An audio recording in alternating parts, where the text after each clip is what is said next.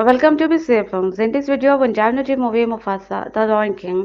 We'll discuss movie storylines and descending. We also talk about movie cast and character. Moreover, we will discuss movie reviews and its box office. So here we go. Mufasa The Lion King. Its box office was always going to be a point of discussion given the franchise's popularity. From its opening weekend number to be its total domestic and international grosses. Despite Mufasa the Lion King's mixed review, the film was always expected to be perform well commercially. The sheer icon of the brand that was first established in 1994.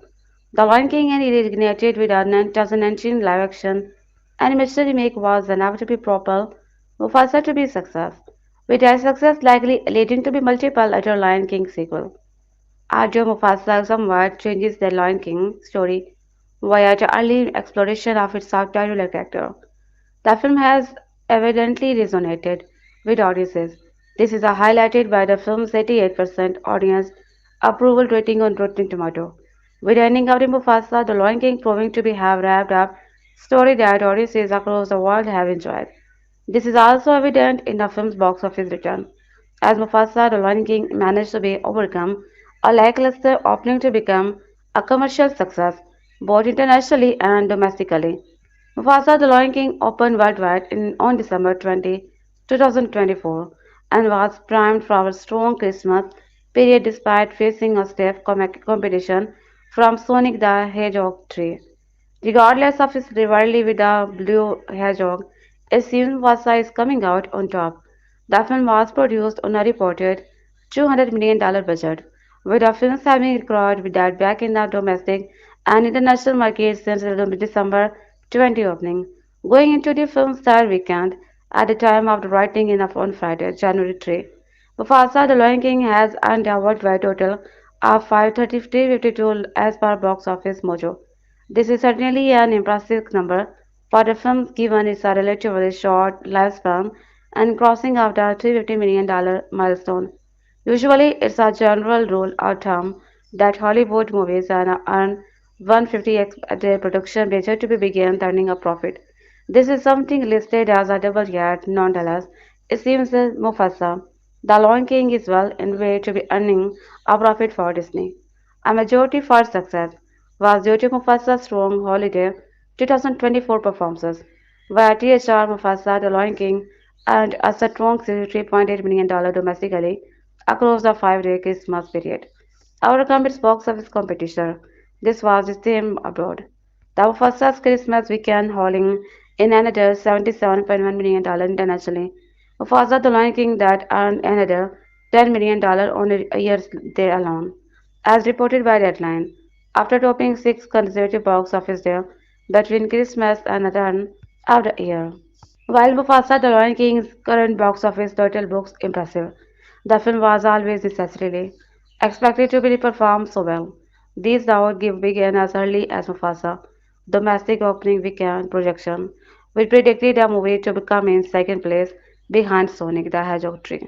These projections become a reality, with Mufasa the Lion King trailing behind its main competitor upon its opening in North America and Canada on December 20, 2024. Mufasa the Lion King's domestic opening weekend haul was a lowly $35 million, $15 million behind expectation as per THR. Although this was undoubtedly a disappointing start for the film, it performed better in the opening weekend overseas. He is still behind projection. Mufasa The Lion King international opening weekend total was $87 million and debuted. In all market, Mufasa The Lion King earned a global start of $122 million short of the projected $180 million global debut. Since 1994 and the origins of the Lion King franchise, there have been their theatrically released movie. The original The Lion King 2019's photorealistic remake of the same name, and 2024 prequel Mufasa. The Lion King naturally the latter is going to face comparison to the former two recording box office performances, when which one stand out more negative light is earning this war. Firstly, it's about comparing Mufasa, the Lion King's box office to that of its immediate predecessor or successor. Concerning the Lion King franchise, Chronological timeline 2019 The Lion King. 2019 The Lion King was a bona fide box office smash, earning a worldwide total of the by the end of its theatrical run. Evidently, Mufasa The Lion King will need to be massively improved upon its $50 dual disc for come to be anywhere close to the total of its peer.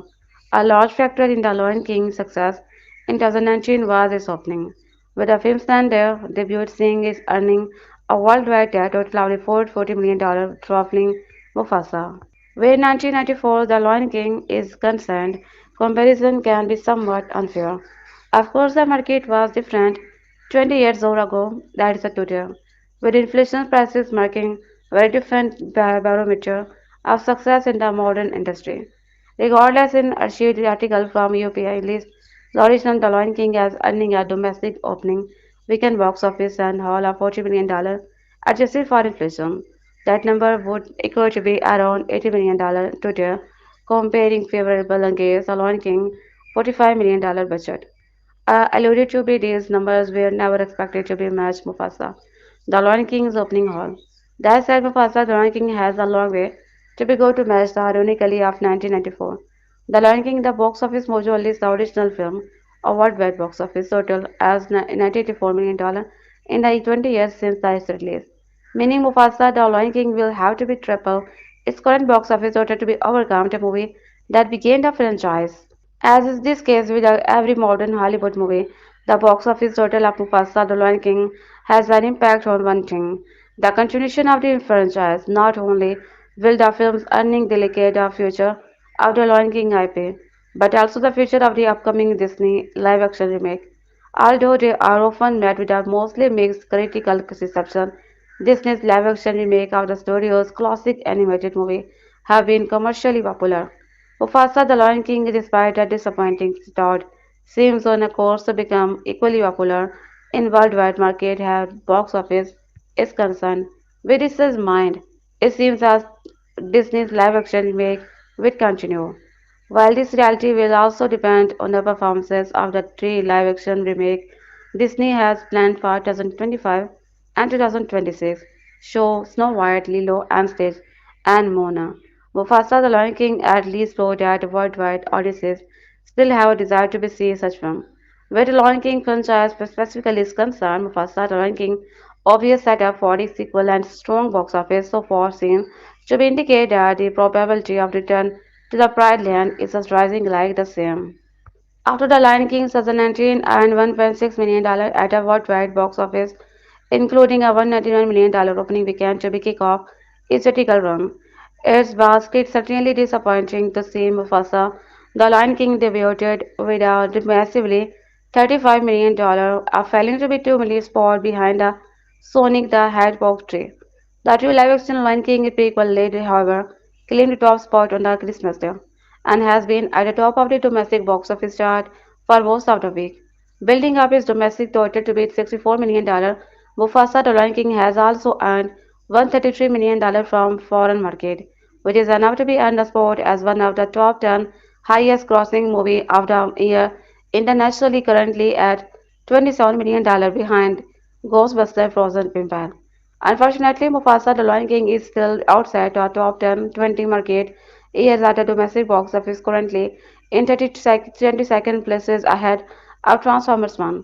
The Joker foiled the Jax, but still behind the Beekeeper and Furiosa, a Mad Max saga. Mufasa is also one of the top 10 highest grossing musical of all time, landing at $38 million spot just ahead of Happy Feet 2, but still is $8 million behind Main Girl 2024, while being one of several blockbuster musicals to be premiered this year.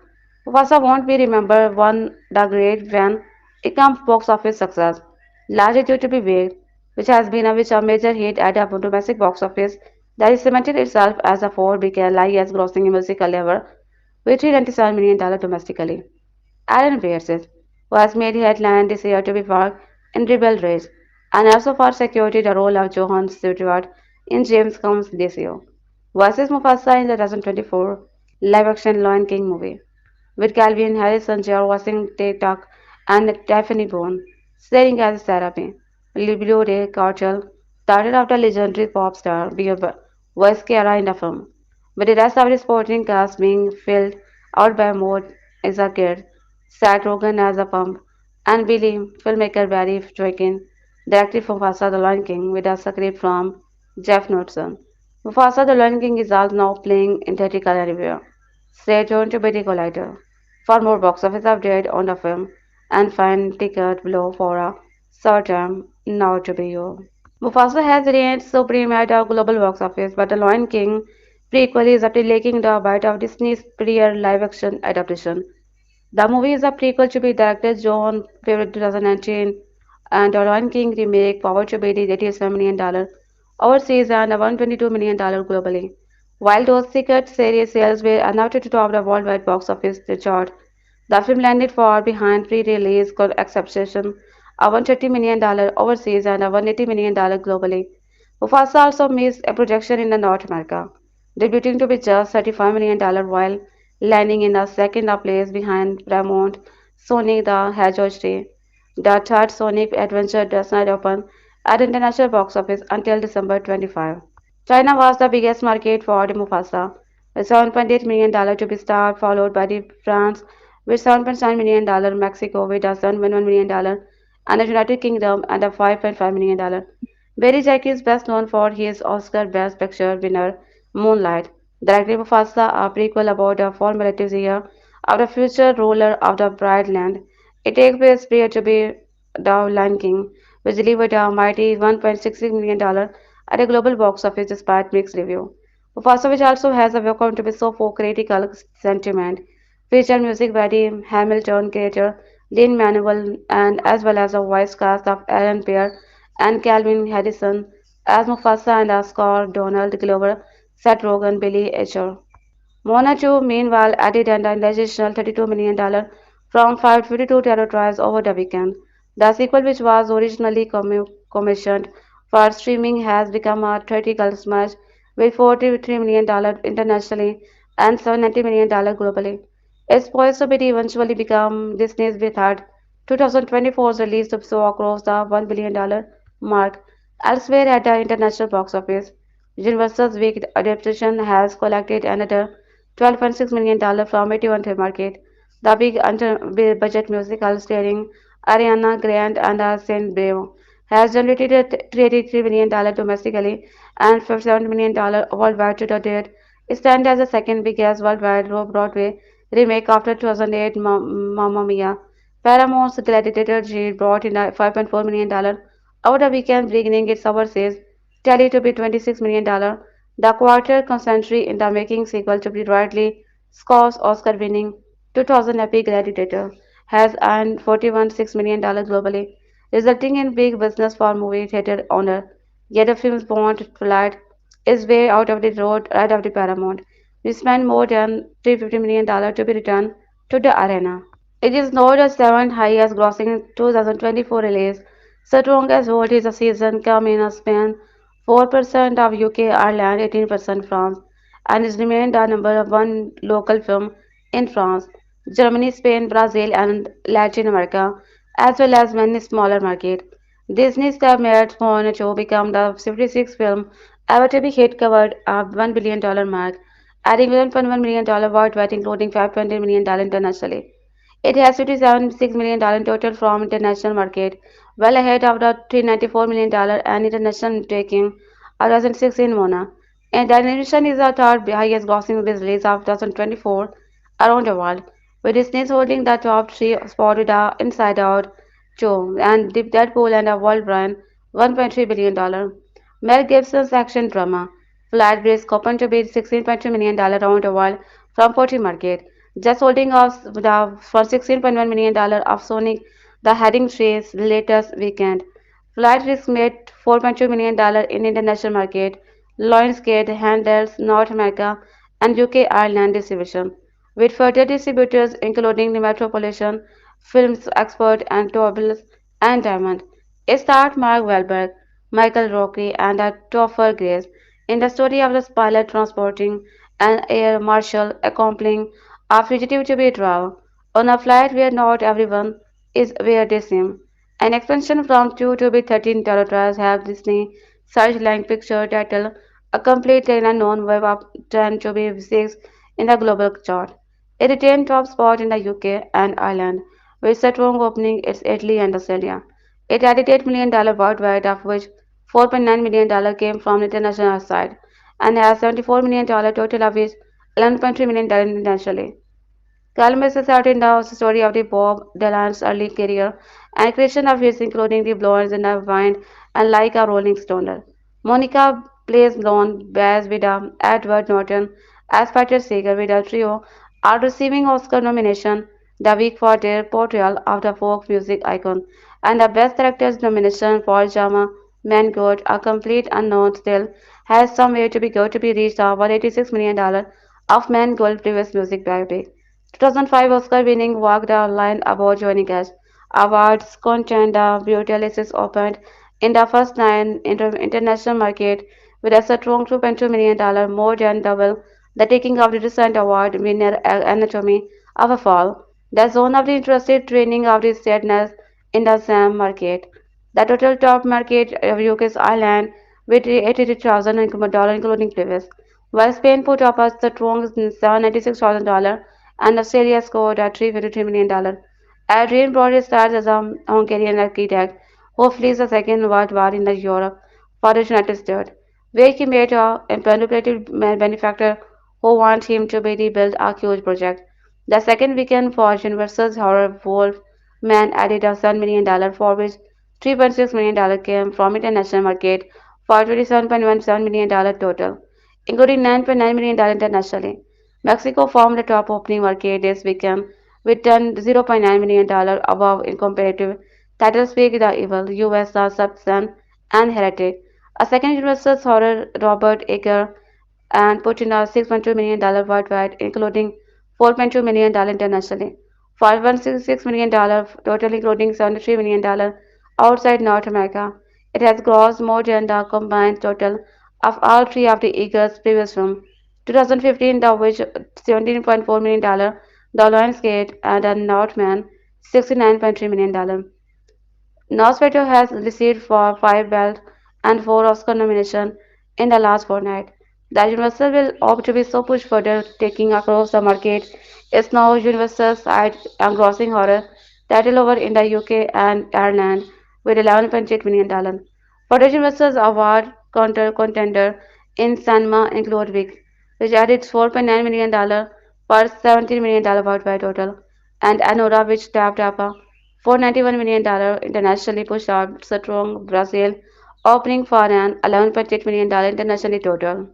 So in Discovery number one is like Germany with a family-friendly adventure out of three investigator. Captioning to Dog film took $2.6 million in the terror trial including the preview and made $3 million for international market this weekend. Based on the best-selling The Three Investigator book series, Carpacious Dog is a sequel to the 2003 Legacy of the Dragon, which made $15.9 million Germany, second highest grossing local language and production of the year.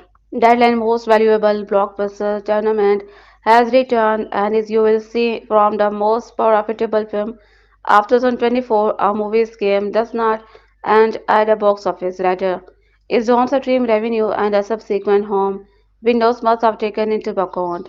Streaming continued to be the wild card, while traditional motion pictures studios such as Disney, Warner Bros., Sony, Pay-to-Be and Pay-3 streamer deal to be scapegoat, their style slid into the black. Those streamer who is embarrassed is critical, MGM Studio and Apple original film have a classman matrix has to behave bold and evaluate a movie post-Emma's success. It was always a plan that one of the Disney's highest grossing movie, 2019 to $166 million grossing live action live take The Lion King, who could get another installment not counted here has public companies keep such figure largely under wrap of the merchandise revenue. But from what we have been told, The Lion King merch money is the second highest for a Disney movie in the 2024 after Moana 2. The Lion King is the bigger cross studio properties for Disney, activating the cross park consumer product, streaming game, book, etc. So it stands the reason that Lion King would receive some sort of next installment. Mufasa was green-lighted in the September 2020, just as theater was opening with Warner Bros. Day-night, surprisingly enough. Under the tenure of the Disney COD, Bob Gapjob, the prequel was not intended to be straight to be Disney, but rather their big screen. Scribe Jeff Natson came up with a compelling story with a Shakespearean sentiment that moved Moonlight Oscar winner Barry Jenkins, who was a rabid fan of the original 1994 original animated movie, having watched it with his nephew. For him, Mufasa grabbed up the opportunity for furthering my work chronologically in the lives and soul of the work within the African despair. The setup followed of the early days of Mufasa as an orphan cub and his relationship with Scar, the heir to be royal bloodline, and his family from the 2019 movie. Aaron Pierce is joined as a young Mufasa, and Calvin Miranda was as enlisted to be write a song as he almost started not Jenkins. A bracelet tweet could talk monumental, worked with the original performer to the 1994 movie to be Copen's song. Review for Mufasa 556% on Rotten Tomatoes were not as dazzling as the original 1994 animated movie. We stand at 93% certified fresh, but the review were not shiny on the Johan directed by 2019 Radio Order, no matter. Mufasa's score and Salma's score for 1999 versions are a regard to be the theatrical release. Disney played a game of the chicken by dating on top of another family movie on December 20, Paramount Somi Day Hard Rock Street. The initial domestic opening in the pre-Christmas co-writer was not that dazzling for Mufasa related to be $200 million production cost, ranking number 2, with $35 million to be Sonic 3. $163 million was shocking indeed given how Disney was dominated the Christmas film in the past with the Avatar and Star Wars movie. Mufasa and an excellent overseas start with $122 million worldwide. However, and its eventually overseas take of the $46 million is what made a difference in the end in the regard to be the prequel reaching profitability of Slate Side Family movie going always export post Christmas and that's when Mufasa began to be show his claw against Sonic. Mufasa won Christmas Day over Sonic $3 million, $10.3 million and then went to be finished number one and it starred in fourth weekend at the box office. In the end, Mufasa out-survived Sonic 3 at the domestic box office $253 million and worldwide $722 million. The hold of Mufasa can also be attributed to Disney having a longer theatrical window to PVOD than Sonic 3. 60 days compared with the 32 days, some will argue a simultaneously theatrical and PVOD window does not diminish record sale on a family movie. But for Disney's movie, more of box office spell came as a longer exhibition window allowed the studio to behold premium large format screen longer. The $175 million global TV and streaming revenue include what Disney pays itself to be stream Mufasa on Disney. Formula we know is not the old 10% of box office, but takeaway here with the Mufasa the year and holiday corridor is big enough to be sport to family blockbusters, and we have seen with the sinner the past weekend. It's better to be judge a movie on its merits and once it was a chance to be bred. For Disney's Mufasa won the dog game with a net profit of the $175 million. In a roaring comeback for the ages Disney's prequel Mufasa, The Lion King has accentuated to be one after 2 weeks of eating since dusk. Barry Jenkins' film took in a $23 million from 3,925 locations for a 673 per second. Average even is a chat every 175 second, dropping only 35% from the last frame. That's above our forecast panel expectations for this title. As the title continued to be leg out well in theatre, especially this late in the release period, that brings our domestic total to be $163 million, which is still under the 2019 remake $191 million opening after 3 weeks, and also below Sonic 3 domestic total.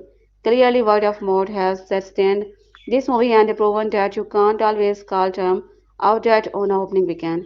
There is how the closely their race looked for the $2.6 million difference between the Mufasa and the Sonic. Friday Mufasa $7.6 million versus Sonic $6.9 million. Saturday Mufasa $9.8 million versus Sonic $8.95 million. Sunday Mufasa $6.4 million, Sonic $5.35 million, while The competition between these two titles is fierce. It has also driven the overall box office over 16% higher than the first film in 2024. In fact, Mufasa and Sonic 3 alone, $45 million nearly outgrossed the top film, the same film last year, $46 million, which is good omen for the year to become, as far as the theater are concerned. Overseas Mufasa brought in an additional $53.5 million from 52 material that was a foreign international total of $307 million and a global gross $476 million and estimated $3.3 million for it came from a global IMAX box office, totaling $31 million in the large format, about half of that domestic. The top three markets are France $3.1 million, the UK $25.9 million, and Mexico $21.4 million. Germany, Italy, and India are also performing well, meaning the movie composed entirely of animal character is translating into non-English speaking market. However, China $13.8 million is a disappointment compared to the 2019 Lion King $120 million China total. Overall, this is good news for Disney as foreign number push this expensive movie into the black, while domestically it got to be finally capitalized on being on one movie America. Paramount Sonic the Hedgehog 3 nearly made another submarine to the top of market box office reliance, but was narrowly thwarted by Mufasa, taking to with a $21 million on 3,746 screen for a PSA for $5,690 million, 43% drop from Frame 2. That's in the bit over highs an estimate ahead of this weekend. Sonic is also officially won its Paramount Blue Chip franchise as the series has now amassed over $1 billion at a global box office with a $1.4 million between the trilogy. Overseas Sonic 3 earned an additional $51.2 million, dropping only $36 million in like market from the last weekend. This brings the global total to be $336 million, dropping the first movie $302.5 million. This modestly priced film success as a family franchise should be celebrated, but they are still nowhere near an apex Paramount franchise where single film can cross $1 billion. Transformers Dark of the Moon, one of the Top Gun movies of 1.5488 billion. All of Sony films have averaged doubt to be around $350 million each, which indicate a film ceiling given the targeted view. Still, at the end of the day, the third Sonic will likely shake out to be a much more profitable after than Mufasa on the studio's end. Robert Seager's remake dropped minus 39% in second weekend to come in entry with a $13.2 million on 3,132 second. 140 for a PSA of 4 to $15 million. This is in the super realm of our forecast, proving the movie has enough momentum to take it through the winter. It is comparable to the 42% drop experienced by the which is at 2015 domestically. The movie has now collected $69 million, making it the fourth highest grossing horror release in 2024, below longest $74 million internationally. It took in at $26.8 million as it bought in additional 56 markets, including the UK and Ireland, $6.6 million Mexico, $3.47 million Italy, $2.2 million, and Australia, $1.99 million for a total of 61 territories. The global total now stands at a $100 million country. A24's Nikos Kidman led erotic thriller Baby Girls made an estimated $4.49 million in its second frame on the 2/164 screen, plus 49 to be land at Salmon, which is an of itself is unremarkable except then it is an undeniable across and chart placement as last week. The pick directed by the Helena bodies has collected with $160 million to be so far.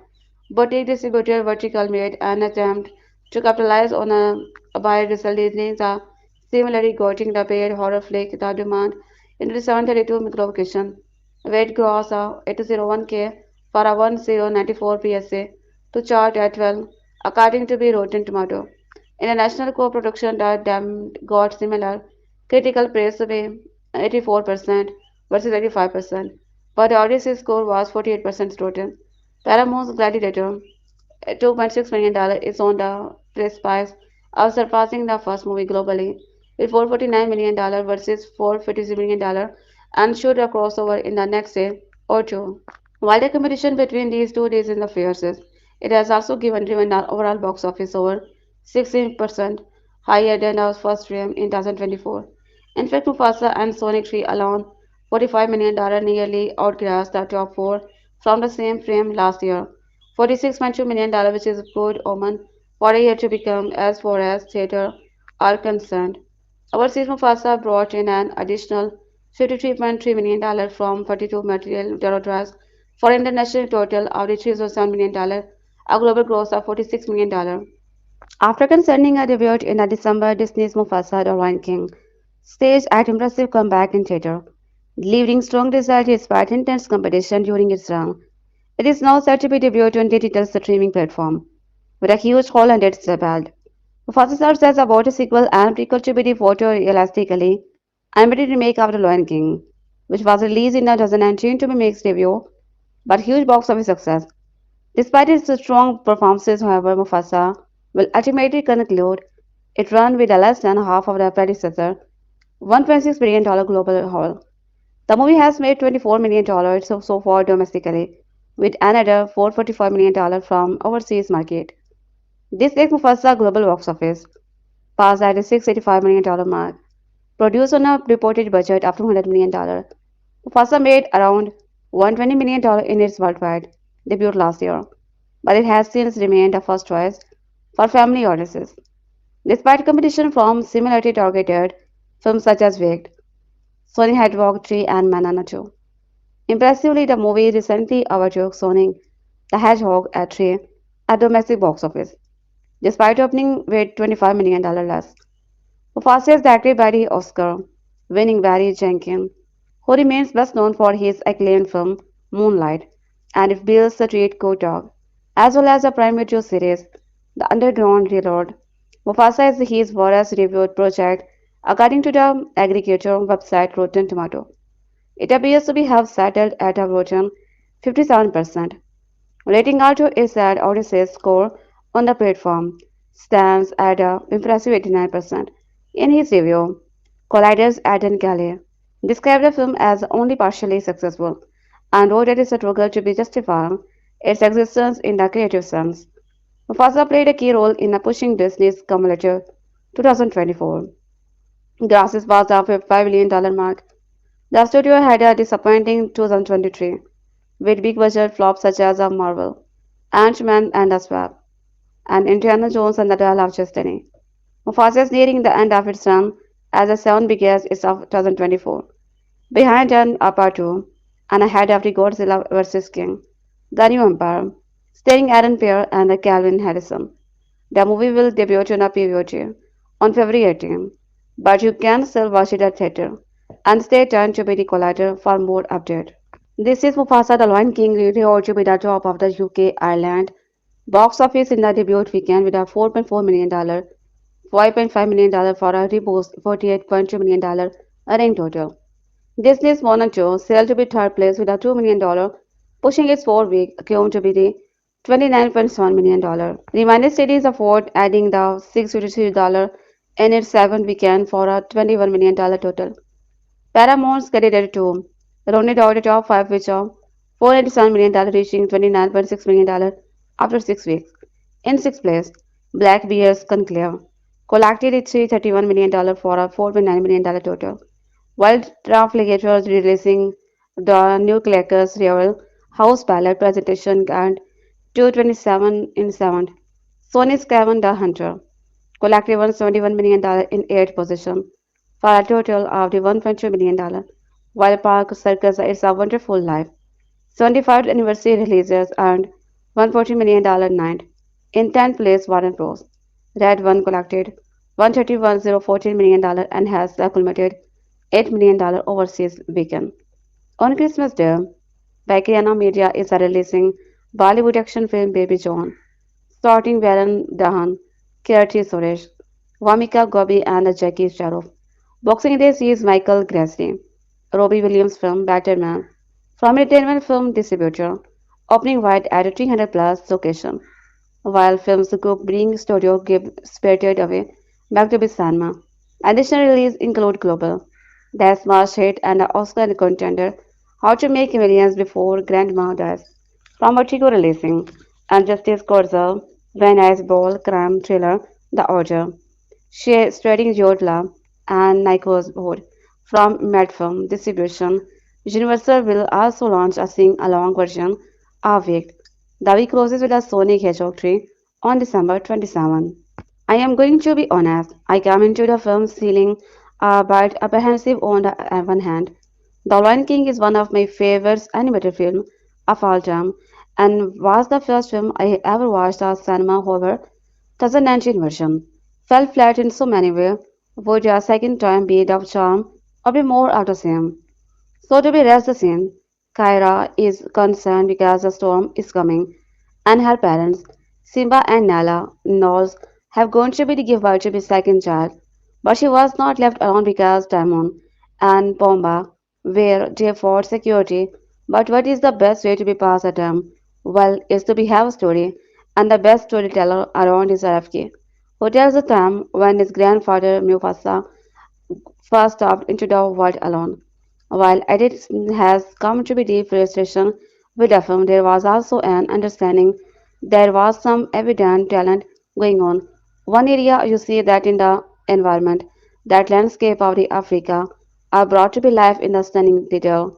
Honestly, it is a breathtaking atom, and we get to be see so many different types of environment throughout the runtime. This is extended to be the animal design, which is about to be live such exhibition detail. A good example of this is when there is any interaction with water. However, much like the first film, it's hard to be break down they speak English and try to be more like a human. As the photorealism creates an uncanny very situation, the narrative is generally okay. Look, it's pretty shallow and it suffers from all the issues that come with being a prequel, such as the stake being relatively low because you already know how it will turn out. Also, they need to be give everything, and I mean everything, an origin story. Look, Jade, we need to be know how Rafiki got his stake. No, we don't. It is more frustrating. Our dad used to be same motive over and over again. I mean, yes, we know that Taka small the film about obvious this is, but if you somehow missed it, then we will make sure we hit you in the head with that same long-lived king sequences multiple times. Some of the significant issue come with a structure that just feel overly long for me, let alone its target audiences. You could feel that it's a words coming booked up in that screening. No, while it was a film filled with a issue, the animation and the voice acting were pulling me along, even with a very shallow energy, until we got to be the end of the film, unfortunately, in the third act. Mufasa decided that it wanted to be add a moral lesson to the film. Suddenly, now, if you thought a political thought behind the circle of life was the obvious, well, there was nothing to be said about the back job that happened here. It might have worked if they spent a film building it to be rather than being a basic revenge story. It could have been worked. However, this is not what they did honestly. I think I have to be ground over one point. In the end, do we recommend Mufasa, The Lion King? If you like as an ancient film, then this is just for more date. So I would recommend it to for me. Even short animations and voice acting were top at notch. The story was just that enough for me to put my recommendation behind it. A small fun detail for Australian. One of the characters is a called ish and pronunciation. I was out now to be laughed every time they said it. If you like Mustafa, the Lion King, we recommended you to be Time Report. It's interesting to think about how I was a child when this is established itself as a powerhouse animation studio. Now, as an adult, I see how it's relying on those success to be helped maintain some form of domination. One could say this effort have worked, but at what cost? 2019, the Lion King was one of the several live action stick with that term for the sake of the brevity remake. During 2010, that became massive. He is thanked to be nostalgia and novelty. Quality wise, however, these features have been a mixed bag for every Jungle Book. There are two big, so what that is mind. What's the one to be make of Mufasa, the Lion King, a prequel film that regretted Oscar winner Barry Jenkins, of all people, to direct, could have Moonlight director and new events to explore that would better exemplify what's possible with these digital creation of hand-drawn hits. The good news is that Mufasa, Waring Chung and all, is a solid step in the right direction. funding a prologue set after the event of The Lion King, establishing that there was Mandrel Raffle to tell Simba's daughter, Kiara, a story recording for grandmother. The main thrust of the story focuses on a young Mufasa. The future king was once a lost cub who would befriend a young princess and be taken in by his family. The two would become as close as brothers.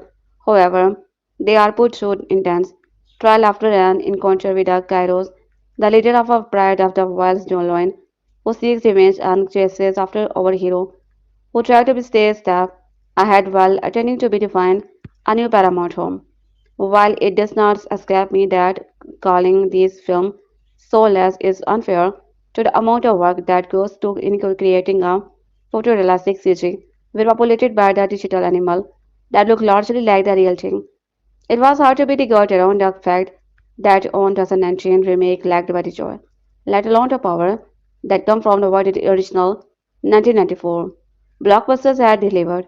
While I have argued that it felt more like a test cast for portrait animation technology by applying it to be property that was bound to be a huge success regardless, it was still underwhelming to see so much profit go award a film that no one will really ever chose when considering one version to be watched. There is a long-winded way forcing that Mufasa correct. The BKC to the previous film had animal or highly requested this time around, allowing for the emotion to be go to be both way. Right from the start, it becomes very clear that a huge one was taken by the Shankin, the animators and whoever else when it comes to be understanding just how much more successful a movie like this could be there for the animal, by not being held to be some strict role that forced them to be booked as they were part of a nature documentary. As a result, the sizable vocal cast actually feel like they are being put to be good use. Is a decidedly better choices as the full weight of the relationship. The dream of Asa and the Taka depend on us being able to be see how they first film are born versus that it take to be turn Taka into the outcast known as God, whom Mufasa merely tolerate by the time we see these to be fully grown adult. On top of this trauma, however, there is plenty of room for other animals acted to be Shan, who is a wonderful South African playwright, now happily seated on Disney's roster of our Black Panther and Lion King movie, continued injecting plenty of life into the Rafiki, with Kagiso Ledge bringing fun effort as a younger version of the century-old word monkey. With a Shakespearean drama dialed back, Pierre and Harrison are good here, both curiously having swapped their natural accent for their role. The dynamic had played ineffective with the effort to be create their own version of these actors, rather than attempt to be imitate James Earl Jones, Jeremy Aaron, or Jollifer. On top of that, introducing Daphne Bone as also allow for some more playful stag that are familiar but helpful nonetheless in making the characters count and providing them with agency. On the villain side of the thing, I enjoyed Michael's son voicing of Care, which include a song he gets to be delivered. On the Mufasa creates solid tension from the presence of this white Aaron pack, even if it does mean there is enough for him.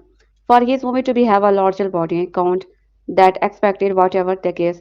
The film is pretty action packed, thanks to the number of chases and fights scattered throughout the film. With a formidable foil leading the antagonist's element, I can appreciate the enhanced developed for a family-friendly feature. Getting back to the music, Lin-Manuel Miranda was on hand to write a song for the film, with Lelo once again providing additional vocal and Jenkins' regular Nicole taking over scoring duties from Hans Zimmer, won his first of two Oscars for the original film.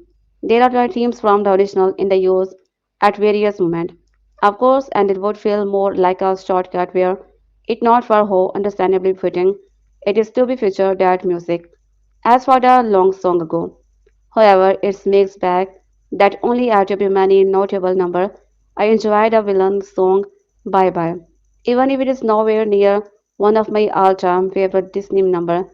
Be prepared and perhaps listening to be some of the other more may help.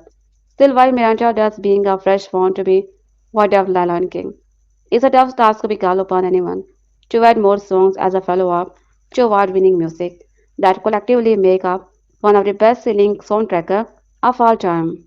In terms of a being follow-up, it's worth noting that in addition to the emotion animal The visual as a whole are stunning. This is a very impressive film, with considering the number of animals on screen at one time, let alone convincing me that one of what is shown exists and anyone outside of a computer, with several initial set pieces involving water this time around. It feels like real effort was put into the snow of more than just the idea that a photoelastic world could be created. There are moments in interaction with the environment and other details seen throughout the Mufasa that kept me from questioning the digital nature of the production. Does that mean I was entirely absorbed by the story being told? Not necessarily, while effective enough in having me understand the power of a bond and what happened when it stated it's ultimately a pretty simple tale that fill in blank which did not necessarily need to be half filled in the first place. The script by Jeff and whatever Moore Jenkins was aiming for certainly allow this movie to be worked better than it could have in the boredom how it is being presented. The aim of Mufasa did not necessarily need to be the grand. Sure, the notion of the Jenkins being on board had a film geek side of me thinking of all the possibilities in a world where a major studio would largely steer away and their filmmaker have it at it. But no, I was not expecting if Bale Street could be dark, but the African cats. This film provides what is needed to be to make a successful enough vehicle with the right choices for improving upon what came before.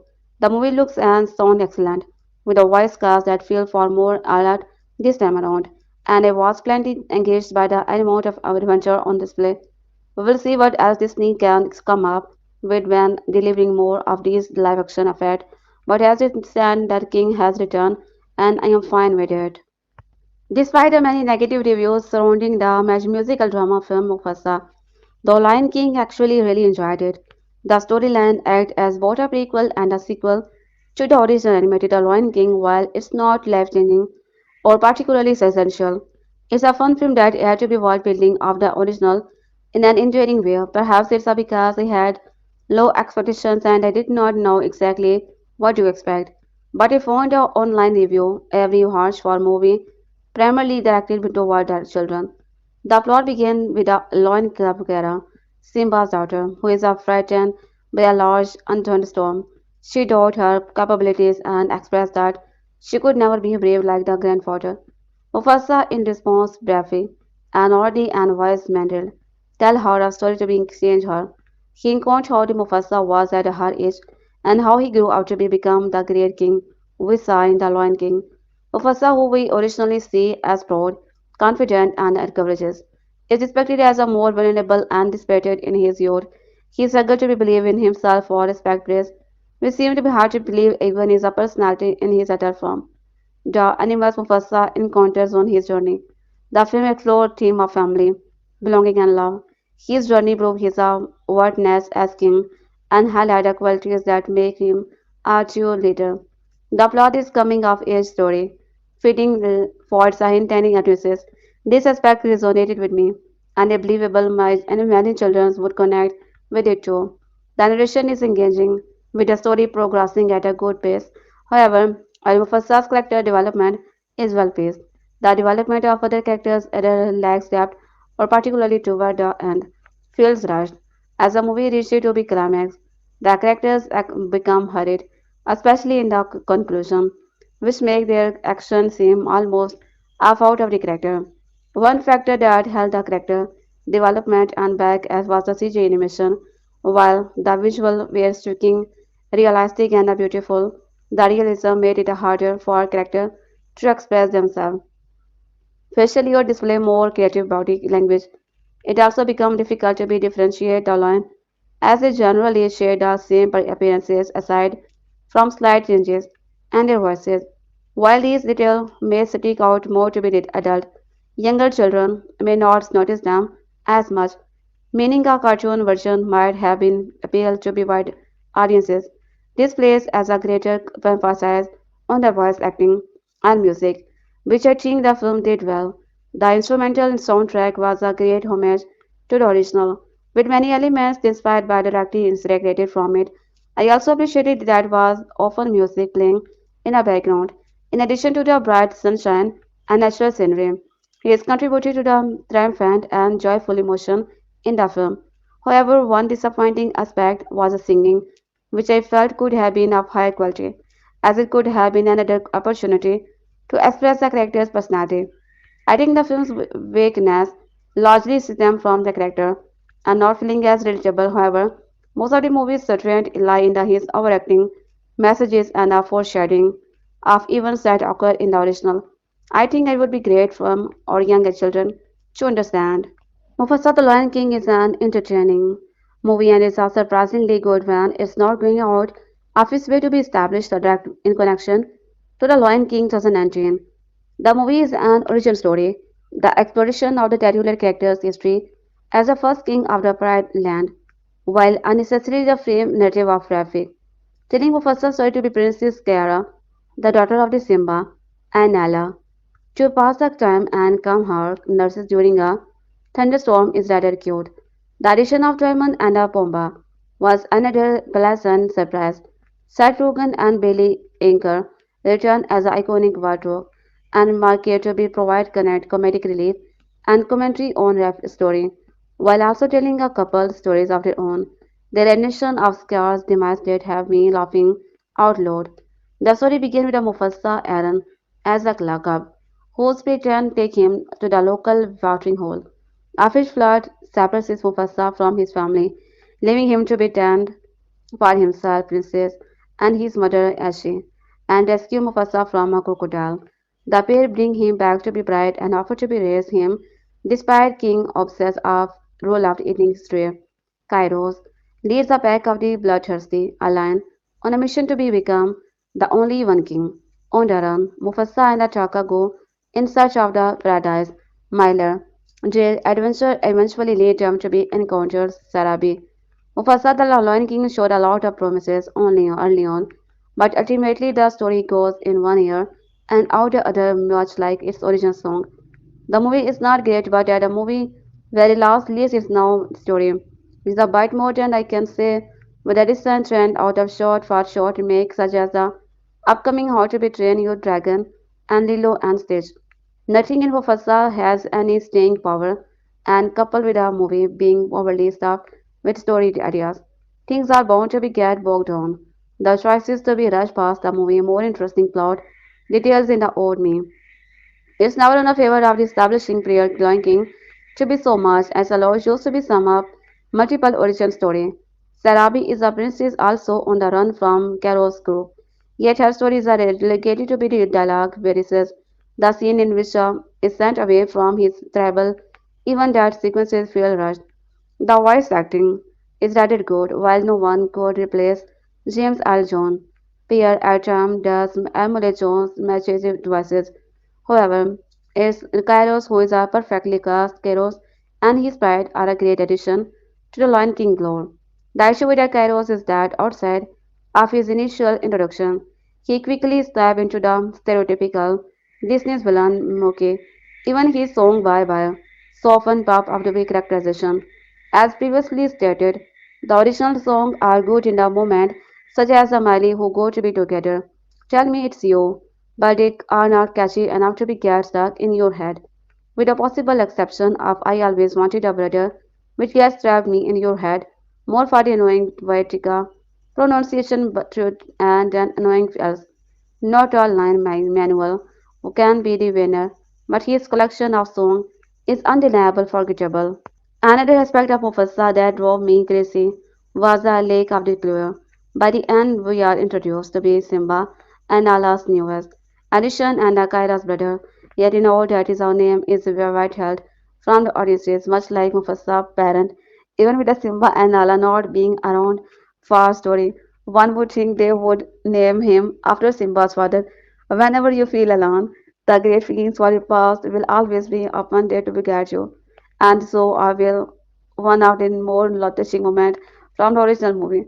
Yeah, this movie bastardize that listeners are told that Mufasa is the first king of the Pride Land. I am sure Disney can't wait to be introduced the next Lion King. But if we want to be slowed down a little before they trample the legacy of the two original underfoot. While unnecessarily the frame narrative of the Rafiki, telling Mufasa's story to be Princess Kiara, Blue Eye Carter, the daughter of the Simba Donald Glover, and Nala jam and calm her nerves during a thunderstorm is rather cute. The addition of Timon and Pumbaa was another pleasant surprises. Seth Rogen and Billy Eichner return as the iconic wardrobe and the Mikrat to be provide a comedic relief and a commentary on Rafki's story while also telling a couple stories of their own. Their rendition of the scar's premises and did have me laughing out loud. The story began with a Mufasa as a clown whose parents take him to the local watering hole. A flash flood separated Mufasa from his family, leaving him to be fend for himself. Prince and his mother Ash find me rescue Mufasa from a crocodile. The pair bring him back to their bride and offer to be raise him, despite King Obsel rule after eating straw. It's a technical marvel, using the same photorealistic CGI to be taken as Johan 2019 live action remake of classic 1994. Disney's animations are Lion King, the origin stories of the Mufasa, father of Simba, and the characters whose death is an exciting accident in the original film. Is a visually arrestingly spectacular, directed by Barry Jenkins, the indie darling behind the triple Oscar-winning masterpiece Moonlight, and the similarly loaded after a straight good dog. Mufasa the Lion King feels like a massive leap forward in terms of the rendering capacity of the computer animations of software. It captures not just for fear, but the play of the musical and snow beneath, not just water and ice, but a minute reflection of light through a droplet or crystal. It even slowed a lack of facial expression, or the somewhat taxidermied looking animal in the dozen ancient film. Gaze into the limpid, amber eyes of the Mufasa, voiced by the Aaron Pierce, continuing his trajectory towards superstardom, and can you almost see his soul? Or you could, were it not for the fact that soul is one aspect, that is conspicuous is absent from this beautiful but clinical corporate exercise. A lesson that appears repeating in this era of studio IP choosing cash in a production is that, however, the beloved source material, however many hundreds of millions you plow into a project, the budget for Mufasa has not been made public but is estimated to be north of $200 million. The resulting film will only ever be as good as its screenplay. Herein lies the problem. The script by Jeff Natson is derivative and painfully earnest. It recycles themes and devices from the previous picture. The attempts at humor, courtesy of the returning characters Pamba, the wardrobe, and Timon the make it fall flat and roadkill. At the heart of the story is the conflicted bond between two brothers, a tale as old as time, with roots that go back to the book of the Genesis, man and devil. If you will, this dynamic is complicated by the fact that Mufasa, who was separated by the ring flowed water for his parent as a cube, and Taka, a lion pre-sealing of noble birth, are not related by the blood after Taka. Somblo Kelvin's Harrison Jr. as a young adult rescues Mufasa from the jaw of the crocodile. Mufasa is adopted by the Taka's pride and claimed by Taka as a brother. I wanted a brother, a one of line manual composition for the film's soundtrack, similar the adoptive relationship. Not everyone is welcoming.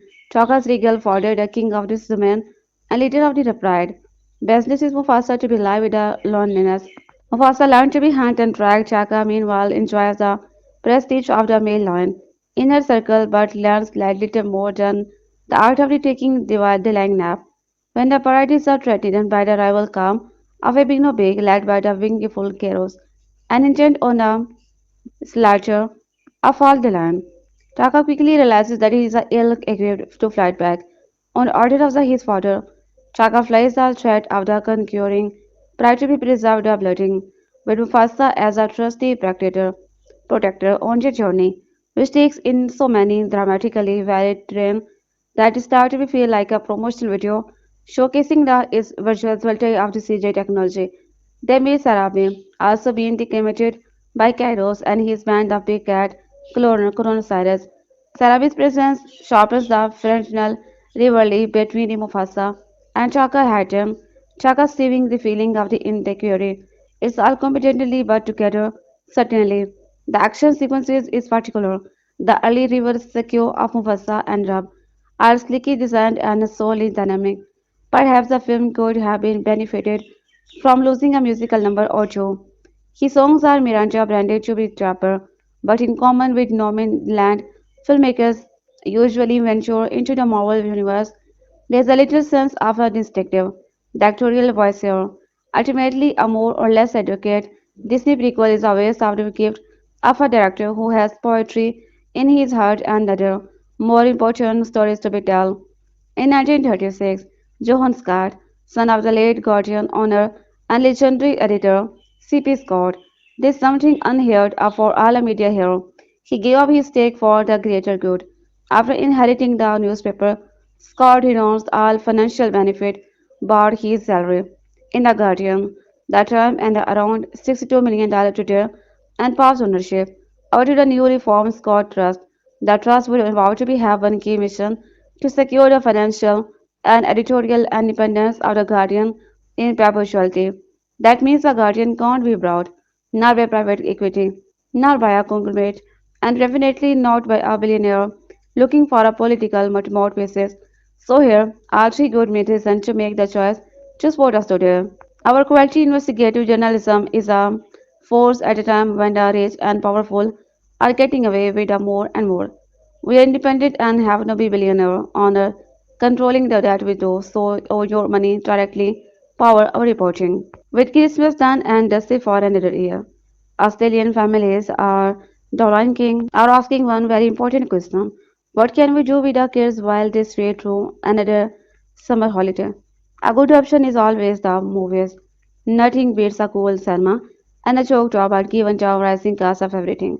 If one wants to be know about more about what we are seeing and if I will resonate with our kids, today I wanted to be bring you a review of Disney's latest release, Mufasa, The Lion King, but I wanted to be bring it to be you through the eyes of my girl. E.H. 12 and P.H. 10 takes a deep dive into what it like and did not like while breaking down the characters and story for us. Mufasa the Lion King is a prequel to be Disney. The Lion King and it tells the origin story of the great King Mufasa, the lion who brought peace and a various herd of the pride lands together in the stew of unity that would see him rise to be king. Really liked the what Mufasa was told. Rafiki is telling Simba's daughter, Kiara, all about her grandfather to help her feel safe during a big thunderstorm. Rafiki takes us well away back to be when Mufasa was a cub, how he was lost and how he became king. Yeah, I too like them. It was like listening to be someone tell a story. I never saw Scar, and Mufasa were not real brother, but they found each other when they were cured. It was good to see them grow up and play together. Even when they were jealous of each other, they stood up for one another and tried to make such each other was okay. Yeah, when Mufasa was lost, it was sad, but good that he found a family to help him out.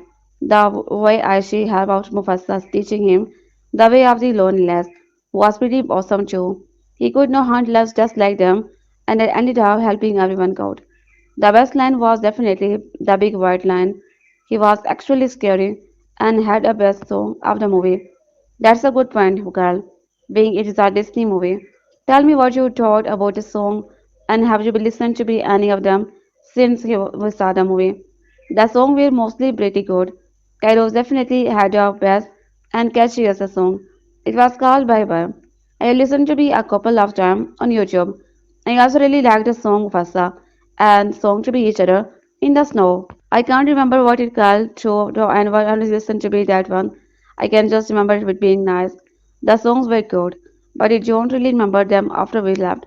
Have not gone looking for them to listen to again either. Okay, so tell us next. How was it watching something so lifelike and not an animated movie like the original Lion King? On the graphic were so cool and lifelike, almost like watching real lion on documentary. But these one talked and song. I especially liked the way they made animal act like real life animal I have seen at the zoo. Lions rubbed on one another, and there was an elephant stampede I thought was done really well. The big question. I guess we were asked what would you simply would you too good and see Mufasa? The Lion King the Sanma. Again if we decided to be go with someone else. Mufasa the Lion King is a decent ride, and while it lacks a creeping song, just you want to be sing along. After the movie is done, I for one watched my kids and enthralled the entire way through. I want to say what is a top of 10 your school holiday list, but don't discredit it. It's a kind of well that explorative pop culture prequel is highlighting among Hollywood filmmakers. There has been a recent tendency to be tell a very specific kind of origin story that catalog how an Indian family commercial figure came into being. The goal of these stories is not to be expand on a character's complexity, introduce a new mystery into their life, or critically their function, but to be gradually reinforce the feelings audiences have to be after a metaphor, being addicted to be the same pop culture, drug for you, by repeated viewership and general commercial ambiguity has caused them to be built up a tolerance. Hollywood has responded by the essentially adding metaphorical cocaine to the drug, hoping to be offered the exact same high, but slightly altered. The highs are satisfying for fans, but rarely provide great new idea. There have been a several versions of this phenomenon in 2024. There was the Alien, which offered the same monster. Anyone used to be CGI to be resurrected. This says Doctor. There was a Lord of the Ring, the War of the Rohirrim, which taught us how Helm's Deep got in the same. There was the actually kinda good Transform one, which explored how Optimus Prime first transferred. There was the legitimately scary, the first woman. Even with counts also there's a pop phenomenon into itself. Now we have Barry Jenkins Mufasa, the Lion King, a prequel to be John 2019 digitally animated remake of 1994 The Lion King. It's a hardly the first Lion King prequel. It comes after the 2004 straight-to-video video movie The Lion King 1 by 2. 1998 The Lion King is Simba or Pride, and 2005 TV series The Lion Guard. But Jenkins has once again pointed out, learning where pop icon came from is not ever as interesting having them in the first place. Seeing how Mufasa from The Lion King grew up is a little more than a pop filler. It's a similarity for Disney adult. It's ultimately kind of useless. Jenkins at least addresses of the central issue of John the Lion King, namely but Lion have not expressively animated his 1909 film to be looked as a possible, and he was largely successful but the result of an animal faces static and non-emotive. Jenkins gave his lion a little more facial texture in Mufasa, and it's clearly fair to be stretched them a few here beyond what real life can do, letting them actually convey facial emotion. There is a still, however, a frustrating visual homogeneity throughout the Jenkins film, retaining an element of the general visual fitness. By the end of the film's 118 minutes, you will got mighty sick of looking at the same CJ hair, textures, and a grinning lion jaw. You're right, and still and the same type of stone and that texture. You might even hate lion. The central sign of the Mufasa, however, is his horrid passing. The central sign of the Mufasa, however, is its harried pacing. The story is staged as a flashback with the elderly man Rafiki telling a story to the great Timon, the wardrobe Pumbaa, and lion cap Kiara. The child is of Simba. Mufasa's story is a bold epic that rushes as quickly as possible through all of the detail. Mufasa is a cub, Aaron Pierre from Rebel Ridge as an adult, was born in distant part of the country and was told by his parents about the circle of life. He just can't wait to be king. A flood will separate him from his parents ever before we really get to be know him or what his life was like as a young lion. The swift, unexpected flood deposited Mufasa in front of Taka as a cube. Kelvin Harrison Jr. as an adult appearance of the separate bride. Taka's father obviously is a full of fear, telling his son that lying is okay when ducking does it, and that protecting pure bloodline is key to be retaining integrity. His bundle of dogs, topical theme that all free is startlingly relevant. Taka and Innocent merely want to be play with Mufasa and enjoy the fact that he has a new adopted brother. No point for guessing that Taka will change his name by the end of the film. Then in a flash, Obasi pride run of, soul of an even more villainous clan of all white land rolled over by Kairos. Outside that Mufasa killed his son, Kairos and his land will break up and pride and pursue Mufasa and Taka throughout the landscape as they flee to a magical paradise that is seen is just over the horizon. On their journey, they will accumulate a young Rafiki, a loneliness named Sarabi, and bird named Zazu. They will trek across plain into the snowy mountain, talking, baking, the falling in love. developing resentment and reenhancing the cave jumping scene from Cassidy and Sundance Kid. The story of Mufasa is a tale of bad parentage. The action frequently cuts back to be Timon and Pumbaa to be offering comedic color commentary that is not at least but funny. And given how edited the film is already, the cutaway land a dazzling element of narrative shows that pushes audiences far out of reaction. Jenkins seems to be grasping for a odyssey, but he does not take any time to simple look around. Pause for a breath is a land Odysseus take in the grandeur. He seems to be telling the story as quickly as possible before they forget it, like trying to be recall a dream after you wake up. Mufasa is supposed to be the story of how he the Lion King came to be, but it feels more like it's a constantly dissipating. Lean Manuel's Miranda provide new song for Jenkins film, and you are energized and humble. I was particularly fond of Kerou's villain song Bye Bye. In trying to be recaptured the magic of 1994 Lion King, it's an Oscar-nominated song by Elton John. However, Miranda's Raw's direct musical analog Bye Bye services has the same function and they come in the same place in the narrative. As original as Be Prepared, for instance, likewise, there are parallel songs to be I Just Can't Wait to Be Baking, Hakuna Matata, and Can You Feel the Love Tonight? Miranda is an amazing songwriter, and he has worked effectively with Disney on multiple occasions. But this is the first time he feels bound by the structure. Our prequel letters is recapping more than he's creating. Mufasa will specify, but it feels more ultimately useless. Like Disney is once again spinning its wheel, trying to be very billion of dollar out of old idea when they brainstorm new ones. Fans of the Lion King may be slightly more, at the very least. You are finally how now. Rafiki got his take. The alphabet quickly blessed an I'm newcomer with a biggest blockbuster animations to ever with the Western shows. Akira is a Disney plotted and editor, compressing Kotomo's sprawling manga into a 2-hour feature. Not a single frame gives away his cyberpunk classic age, and the score is like nothing you have heard before. Post-apocalyptic yet transcendently spiritual. The story focuses on Testixo, a biker gang bred with an axe to be pranked and anyone with a friend out of fire. An accident put him face to face with a childlike figure who are trying to be escape government authority, and everything goes to be hell from there.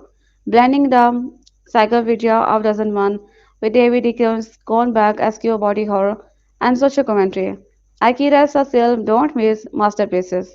What we gotten is to be religious horror. The elegant angle lag is to where you decide. Our collaborative effort with an Amano, a vampire hunter, and is a bit thoughtful hit or a bizarre miss when it comes to be understanding its layered visual theme. But the absolutely what the experience is either way, mostly unwise. Angel Zack puts the unnamed director in a strange apocalyptic wasteland. The titular egg is a metaphor, possibly for the broken hope God left behind as it abandoned its ruined world, which is flooding slowly as not or no longer sustain life. Watching fans is once for you. Want to brand your day and become an anti-war activist all at once. Watch Bay Coop Gan and up close and a personal look at what the bombing of the Hiroshima did to the survivor. What America unleashed into this civilian tone is not a point. We can't forget it. Instead, the film focuses on the inability of Japanese culture to be cope with the tragedy and the scale of human need in the wake of the bombing. It also delves into the absolute horror of what a radioactive explosion does to children's bodies, and mission does not dull the punch, a classic on the scale of threat. Mike Meet Beauty and the Beast is a valid description of Belly, but it does not to be this fairy tale justice. Belly is the virtual persona of Soso, a young woman drawn into a mythical offline world full of music and magical beasts, and the real life tragedies these digital masks are hiding. As Bailey Soso is a damsel, and to save this beast who is going to be have to be this stronger than any Disney princess. Survivors of abuse take note. Our heroes earn a happy ending, but the real villain is the specter of parental violence.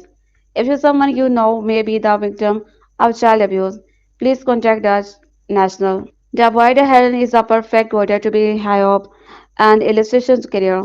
Even if it is not a final movie, a movie about a boy racked with guilt and grief over the death of his mother, who embarks on a journey through a magical world to rediscover himself and embrace life. This is deeply personal movie to be the is a musical and fun as a Miyazaki's earliest film. It also a heartbreaking, or to be frank, long gone, as well as one of the mysterious writers and most exotic film. Indeed, this is a simultaneously a great movie to be introduced studios Ghibli, Munio Camacho, but also a movie that's hard to be despair unless you are taken a deep dive into the not just the history and filmography of the studio, but the personal life of the co-founder. Indeed, there's a scene seemingly designed to be traumatize both kids and the adult, and enough packages to be make you hate them forever. And then there is a titular heroine, a perfectly delightful character whose voice is even better when dubbed by certified weirdo Robert.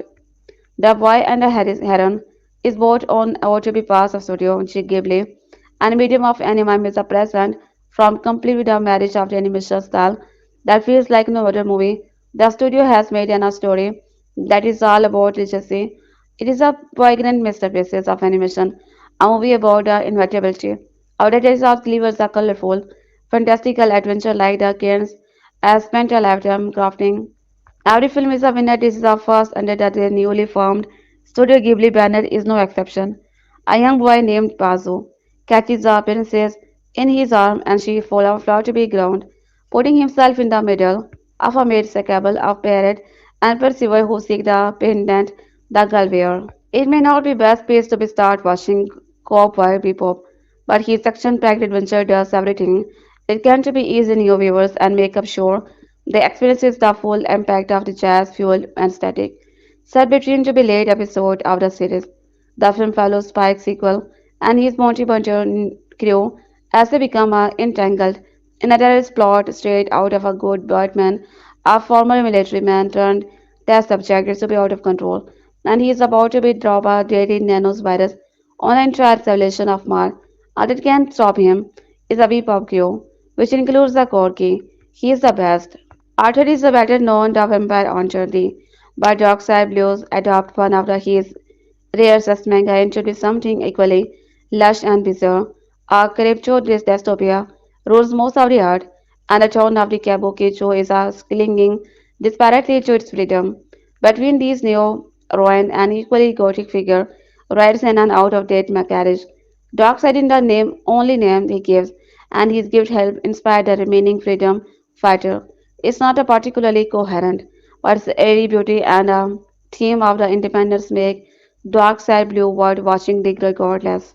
The folks behind the Dragon Ball made the movie easy for anyone to be enjoy. Even if you want to be have been following the plot for decade, you will get more out of the experiences as a long-term fan, sure. But Broly is a terrific entry point regardless. This like blockbuster introduces you to the origin of Goku and Vegeta by way of titular powerhouse own story. Broly is an exiled child sent away to be ensured the rise of Princess Vegeta. However, this is feral Brawl become the pet of two friends of Force Dog. You know this is going to be an intro then between Broly, Vegeta and Goku himself. Dragon Ball Super Broly is a comfort food in him at it first. Superhero is a second Dragon Ball movie we recommended for new viewer for two reasons. For one, its plot is a relatively divorced from the main canon, making it easy to be followed. For another, its the show boy Piccolo is the best character in the series. Bar none, Piccolo has long been the unwilling team pet. The guy who does not want to be pets or kids but he will babysit them or secretly adore them. At a moment notices.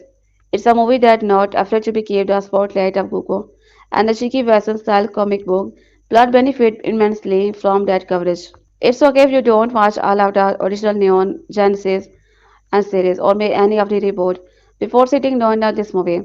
You probably won't understand that the hell is going on at first watch anyway. Still, it's a well-lured experience worth saving, like Akira, Annihilation, and it's a liberal comparison to 2001. It's as sprawling and as strange a commentary on alienation and the evolution of humanity as its peer. Despite its darkness and Shinji's painfully mortal flaw, the whole thing even ends on a note of hope. We are pretty you assured us anywhere. The franchise is responsible for some of the best moments in the history of the anime, whether it's the version Black and the experimental TV show or the spectacular the end of the Evangelion. which is already on this list, but equally at masterfully crafted and told is the very final title in the saga. Evangelion 3.0.1.0 upon a term. This is the last movie in the rebuild of Evangelion. That started as a remake of the original anime before delivering from the story and changing key events to be make up an entirely new and original story that nevertheless commented on and resembled the show and first movie, taking place over a decade after an apocalyptic event devastated much of the world. Eternally depressed teenager Shinji Care has to be finally face his father before he can kickstart the human instrumentally project.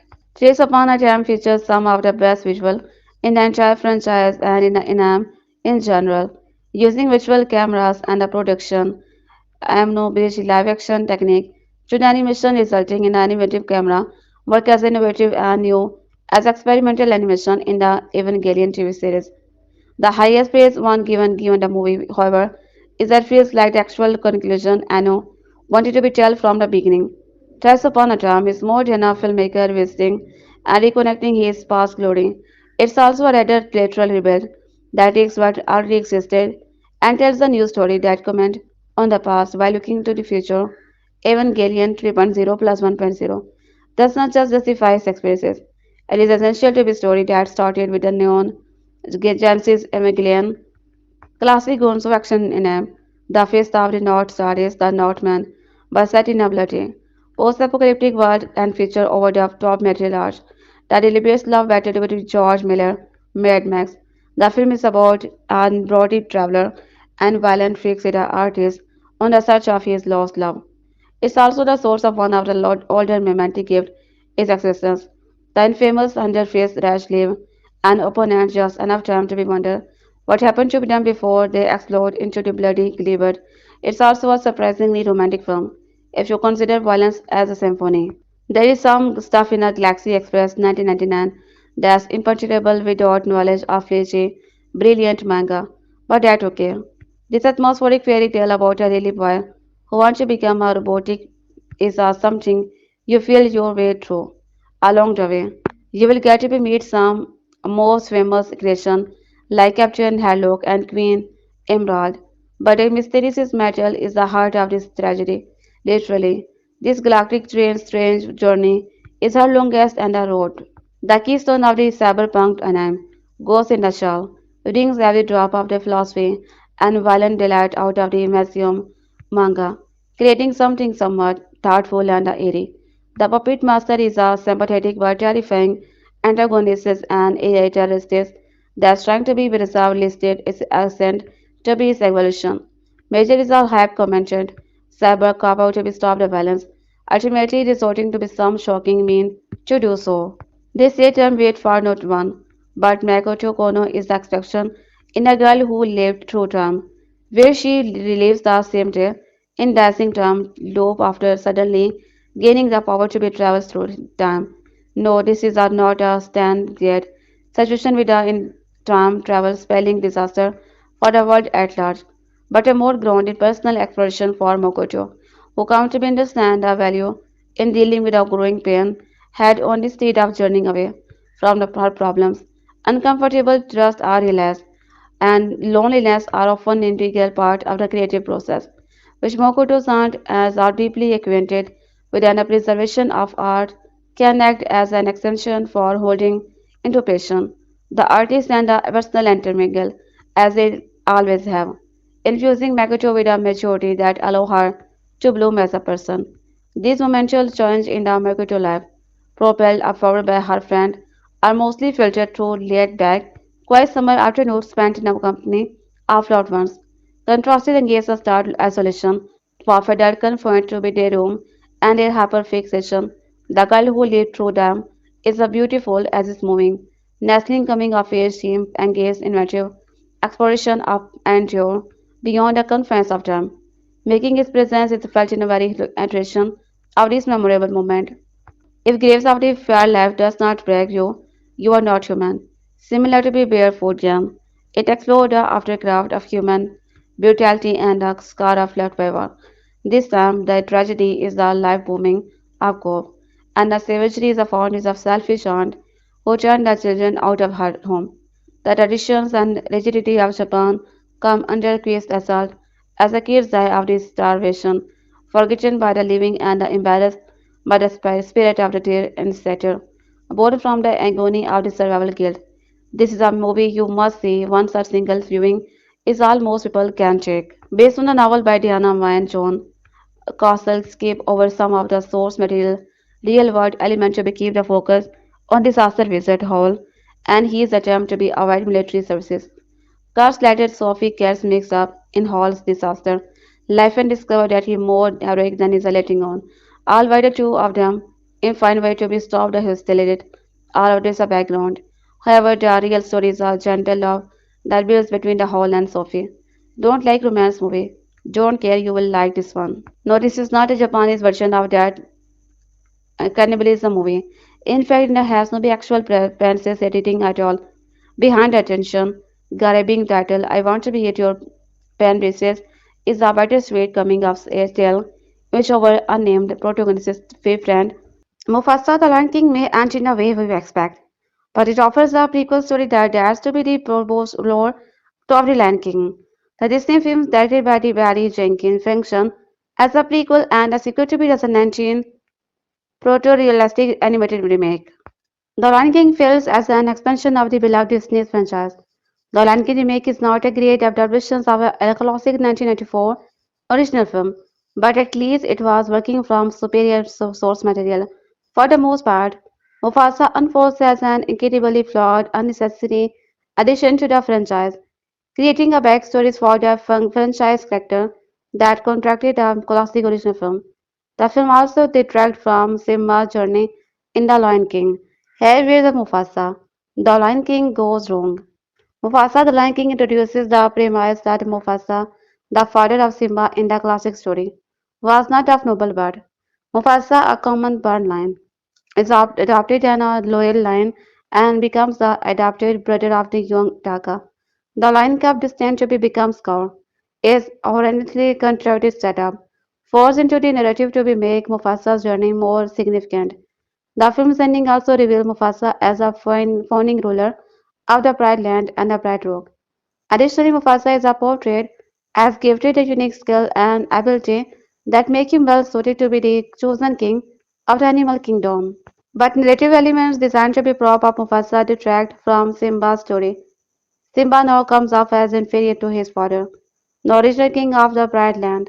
The 1994 films embrace Simba and Mufasa came from a multi-generational line of the royal line, and nowhere implies that Mufasa was common born on the first king of Bright Rock.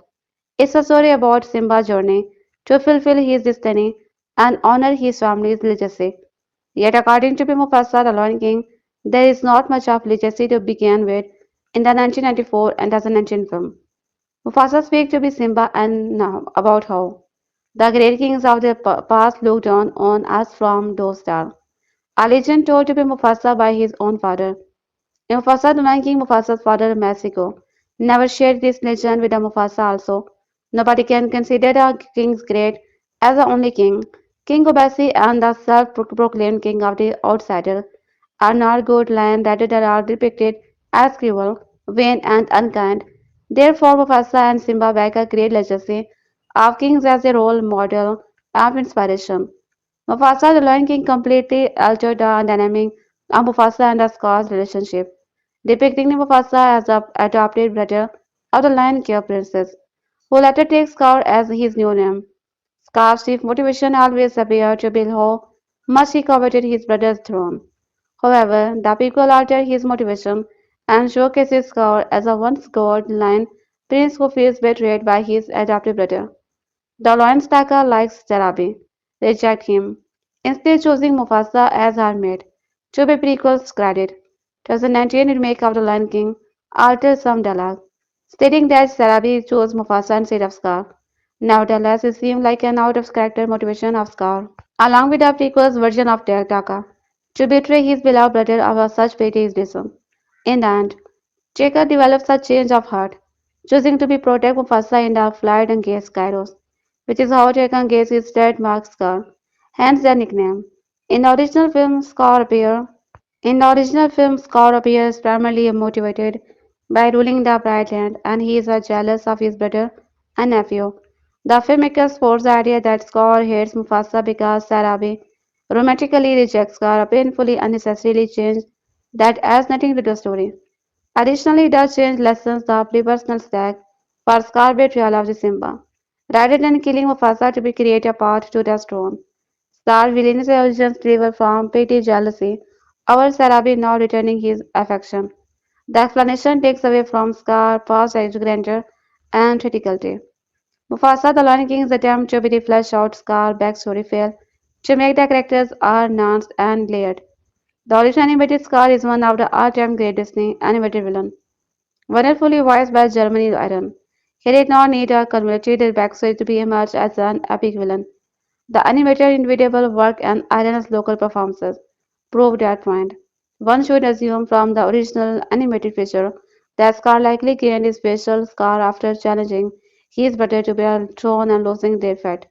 Many of the narrative changes accompanying the franchise's new adaptation take away from the classic characters arc rather than enhance them.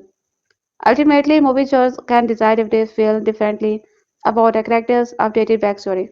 As Mufasa, The Lion King is still playing in a theater in the US. Mufasa The Lion King is Disney's big release for the holiday season, releasing 5 years after the photoelastic remake The King.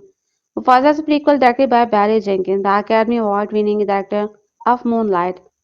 Mufasa the Lion King explored a bond between the Mufasa and the adopted brother, the lion who will become Scar.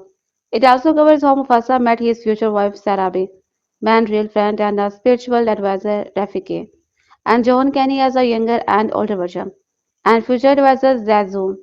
Since Mufasa the Lion King is a prequel, audience know where the story will go, yet the films reconcile some previous elements from the Lion King, giving them new depth. Combined with a framing desire set after the Lion King, Mufasa might hint at Lion King 3, one that could combine two of the Lion King's most popular continuation. Even Mufasa the Lion King does not have a post-credit scene. There is still a lot of setup for the franchise's future in the prequel. The Lion King Mufasa has been searching for a magical piece of land that many lions believe to be the mythical place lost to be time, but others, like Mufasa's parent and the aged Rafiki, consider it to be true. Eventually, they find it, which is revealed to be none other than the Pride Land. Mufasa also hoped to find his parent, who he has was separated from at beginning of the film.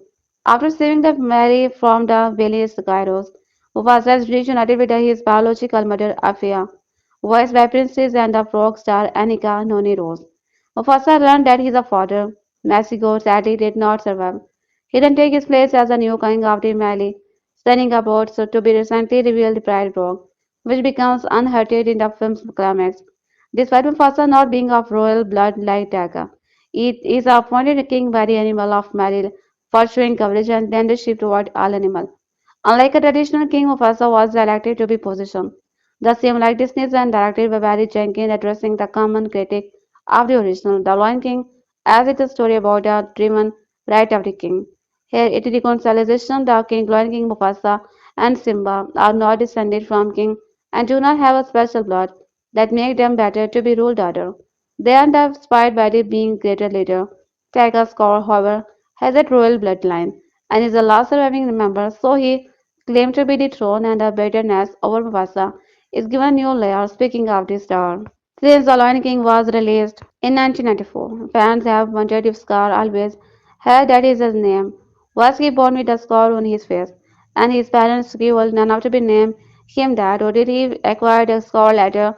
And if so, did he have a prior name before, or did his parents have the ability of foresight? Mufasa, the Lion King looked to be explained Scar origin in every way possible.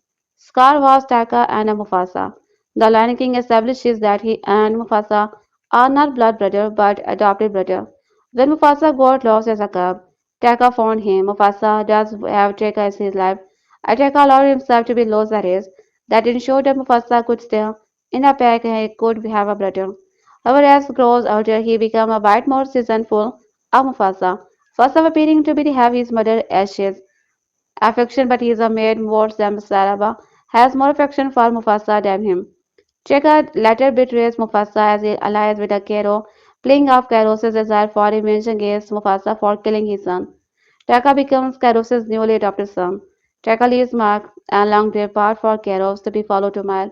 Then, when Kairos' grandson Mufasa take reveal to Mufasa, he double-crossed him. However, Taka does have a change of the heart in the end, motivated by his mother's word just before he leaves, saying he will have a moment of the heroism when the time comes. When Mufasa and Kairos are fighting just as Kairos is about to be land a killing blow, Taka leaps in the front of the attack, which gives him the eye, giving him the signature score on his left eye. The two brothers team up to fight Kairos. Mufasa and Kairos are knocked into the water, and a giant piece of rock hits Kairos was seemingly going to be down, but the reversal of their future path. Chaka gazes a claw into Mufasa while he is clinging to a rock and pull him up to be safety. Seeks forgiveness from Mufasa, but Zazu advises Mufasa that his brother should be banished. Mufasa informs everyone that as long as he is a king, his brother will always have a place in the melee. When Mufasa refuses over to speak his name again, as it had to be much, Chaka then gives himself a new name, Scar. Mufasa's decision to be allow Scar to be remain in Malili certainly is confusing, as we now know his brother cannot be trusted and believe it is our blood to be king based on royal blood. This mistake Mufasa's trusting Scar in the Lion King seems more baffling, since we know how he betrayed him once before. However, Mufasa still has some residual love for his brother, one that he cannot shake. There is also the fact that he promised Scar's parent that he would protect him, and he seemingly still feels bound to that word. What makes Mufasa the Lion King so interesting is that it's an original prequel to the Lion King, but it also incorporates elements from the various Lion King spin-off media, with characters and references from the subsequent media from the past 30 years. The first time a Disney make has done so. Mufasa the Lion King is a famed as Rafiki telling a story to Kiara, the daughter of the Simba, and Nala, who gets introduced in the direct-to-video sequel, The Lion King 2. Simba's Pride. Rafiki is a frequently interrupted with commentary and a comedic style by Timon and Pumbaa, very reminiscent of Lion King, One by Two. At the film's end, Simba and Nala return with a Kara's baby brother, Kion, who was introduced in the Disney JR series The Lion God. While many fans were disappointed that Disney opted out of adapting The Lion King show, Simba's fight in favor of the Mufasa. The Lion King the Dome remained open to be revisit the story. The Mufasa the Lion King framing scene could occur in the time gap in the Lion King show, after Kiara has met Kyo and adopted from Son of Scar. This is mean that if Disney wanted to do a The Lion King movie, they could adopt the Lion King too. Simba's fight and the bring is an element from the popular Lion King television series. It feels like part of the motivation to be make Mufasa and Scar now blood brother was for Disney to be firmly establish Kevo as Scar's son, something that was the original intent for the Lion King too, before it was scrapped, since that would make a future romantic pair of Kobo and Kiara blood relative. Now they are no longer blood related. If Mufasa the Lion King does well, it is easy to see how Disney could make a this is a trilogy, a film that is a generational epic. This generation of kings and queens span through Mufasa. The Lion King is a hypothetical that movie was a defy the rules of the world could who did not be king, which could be carried over into Kiara becoming the queen of Malay as the film hints at a bond between grandfather and a granddaughter, despite never meeting. A third Lion King movie could also bring the story full circle, as the story started with a Mufasa and Scar united. For the third and final film is a hypothetical trilogy to show that, generation later, they hear found love and put a rivalry behind them. Nothing has been confirmed yet, and so far, Mufasa the Lion King is a pacing well behind 2019. The Lion King, however, a trilogy that explored three generations of family line that defied and are redefined, might mean to be the ruler, with a third film mixing two beloved elements from the Lion King mythology into the film, certainly seeming like an exciting idea, which is something that feels rare to say about a Disney's remake. Simba and Nala have a new son in the Mufasa the Lion King, and it is the most massive tease of the future of the Lion King franchise. The live-action The Lion King movies have been incredibly successful, whereas the 19 remake of the 1994 classic being such a big box office hit that Disney decided to make an original sequel movie. Now that Mufasa the Lion King has continued to live-action series success, It would not be surprising for more The Lion King movie to be under production and Simba and Nala's new son could play a big part in the film. Unlike its 1999 predecessor, Mufasa's ranking is an original story within a telling of never before seen tale of how Mufasa became king. The story traced Mufasa's childhood and his relationship with his adopted brother Taka, who would later become Saul. Outside of its prequel narrative, Mufasa's ranking also features of framing devices with Rafiki, Timon and Pumbaa, telling the story of Mufasa's origin to be Simba's daughter. Kiara, however, Kiara is not the only land kept seen in the framing devices as end of the film also revealed the existence of Senator, one of Simba's children. Simba and another son is born in the Mufasa, the Lion King, and while this may like nothing more than a notable fan of the animated The Lion King projected, it actually set up the future of the live-action movie. This live-action movie, the King series, can use this new child to go back to be telling sequel stories, as a genuine heir to be the throne has been established. This means that Simba can fill the role of Mufasa in a potential sequel to be 2019. The Lion King with a new chilling fill role that Simba once did. In the Lord of the Animated, the Lion King universe is all out of already known about his new son of Simba and Nala. His name is Akion and as protagonist of the animated The Lion King TV series. The Lion Guard in the series, a Lion Guard is a royal group that protect the pride land and the circle of life. With Kion being to be head of the group due to be his royal lineage. Three seasons of stories surrounding Kion have been told in The Lion Guard, and the live-action series could adopt some of these for a future movie. Mufasa the Lion King story made the original Lion King movie better in a handful of impactful ways. Of course, the same should be true of any prequel. The purpose of any such project is to be provide further context and background information about character and events, retroactively adding meaning to the central story. In the case of the Lion King 2024's prequel ad, these sort of details are popping 30 years after the original animated movie was released in 1994. We thought we know the story, but Mufasa the Lion King completely changed the game. Mufasa the Lion King was a sequel and prequel in one, initially following Simba and Nala's daughter. Kiara and Hazel wait for her parent to be returned from giving birth to their second cub. As she did, Rafiki told her the story about her grandfather. Mufasa becomes a having being of the bright land.